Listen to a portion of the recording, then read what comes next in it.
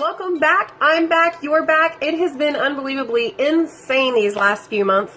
That is why there have not been any episodes for First Step Fitness in a long time. Between Christmas and all the other holidays, and then finding out that we're going to be having another baby, things have gotten insane around here. But we're back. We're ready to take on 2018, and we're going to start it off with clean eating. So before we actually get started, as I always say to you guys, make sure that you're talking to your doctors, your fitness instructors, anybody that is involved with your health directly. Talk to them about wanting to start a new healthy eating habit or a new exercise program, because they're going to be the ones that can help and guide you through this. These are informational only, so always talk to your doctor before you begin anything that I say or anyone else says. So, what is clean eating anyway? A lot of people get very confused because the definition of clean eating is so broad that people don't really know what they can and cannot eat when eating clean. Simply put, clean eating is eating mostly whole foods, not foods that are refined or processed. The word processing is actually kind of a scary word when you consider how broad that definition is as well. Of course, we all know that processed foods are anything that have added sugars, added salt, added flavors, added fat for a good mouthfeel. We all know that those are processed foods. But a lot of people also know that processed foods contain anything that has been cooked, mashed to make a different meal altogether. And that's where people start getting really, really confused. So what's so bad about processed foods anyways? It's not always a bad thing, as long as you're making sure it is minimally processed.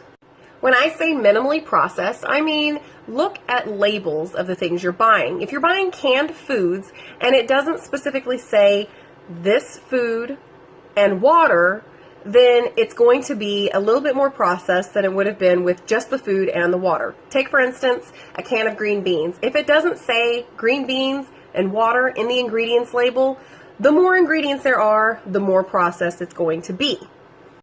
So really, the key is to look for foods that say no salt added, or foods that are already fresh, like fresh produce. What you're wanting to stay away from are foods that have anything added to them. Try and stay away from canned foods unless it specifically says no salt added and doesn't have a bunch of crazy ingredients that you can't pronounce in the ingredients label. Also, try and stay away from boxed foods, bagged foods, because they're all going to be enriched with tons of other things that are not good for your body, that do not count as clean eating. So as I said before, cooking food also counts as processing. Mashing apples for applesauce counts as processing. Especially when you start adding things like sugar to your applesauce, that's even more processed and is not defined as clean eating.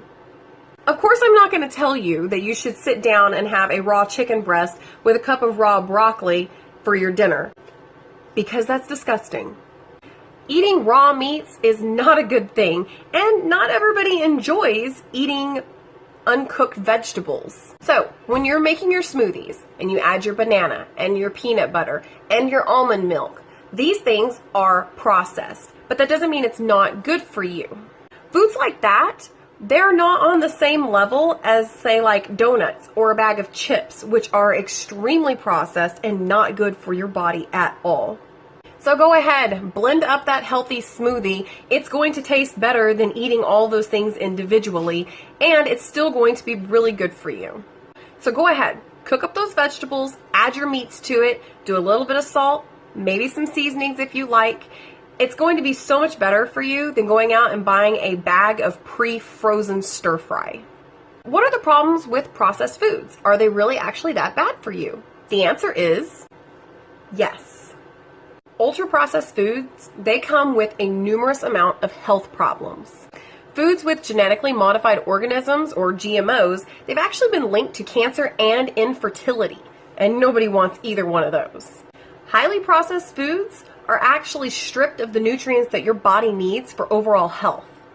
Heavily modified foods actually tend to have additives in them that cause you to become addicted to junk food. Have you ever tried to eat healthy and then all of a sudden, a couple of days later, you just want junk?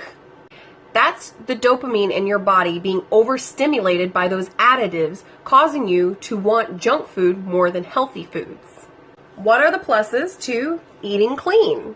Obviously, more fruits and vegetables in your diet are going to help with other health problems that you might encounter if you were eating just junk food all the time. Fruits and vegetables can actually help curb life-threatening illnesses like type 2 diabetes and cardiovascular issues. Having less processed foods in your diet, it's also going to help with weight management. So if you're looking for weight loss, that is probably a really good way to go instead of adding all the extra fats and salts to your diet. Research also shows that diets higher in fruits and vegetables give you glowing hair and beautiful skin, as if we needed any more motivation to start eating clean.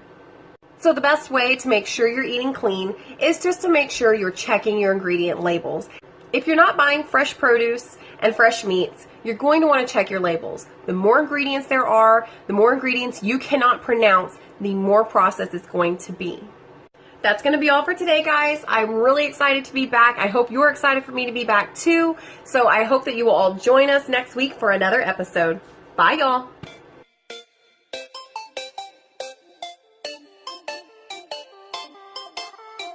If you like this video, go ahead and give me a thumbs up.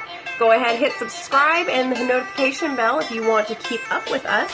And if not, then you're just going to miss out on a lot of really awesome information. I mean, that's up to you, really.